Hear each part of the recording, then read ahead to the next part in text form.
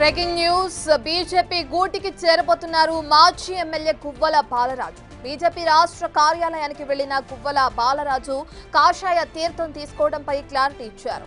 ఎల్లుండి బీజేపీ రాష్ట్ర అధ్యక్షుడు రామచంద్రరావు సమక్షంలో బీజేపీలో చేరుతున్నట్లు వెల్లడించారు. అచ్చంపేటలో కాషాయ జెండాను గ్రామానికి తీసుకెళ్లేందుకు కృషి చేస్తానని అన్నారు.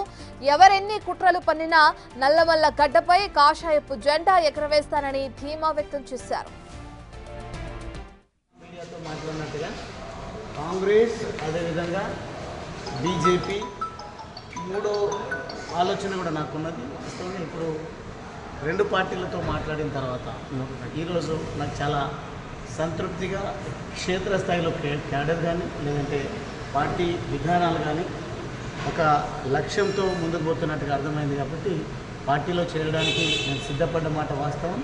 ఎల్లుండి ఉదయం 10 గంటలకు నేను ఇదే పార్టీ కార్యాలయంలో గౌరవ పెద్దలు రామచంద్రరావు గారి ఆధ్వర్యంలో బీజేపీ పార్టీలో చేయాలి. మీ ఎంబడి ఎవరు రాకుండా ఉండేందుకు ఈరోజు బీఆర్ఈ కుట్రలు చేసిన ఒక్కొక్క ఇటుకను పేర్చుకుంటూ నేను అక్కడ గులాబీ జెండాను ప్రతి చెట్టు పుట్టకు అదేవిధంగా ప్రతి ఇంటికి ప్రతి గడపకు తీసుకెళ్ళడం జరిగింది.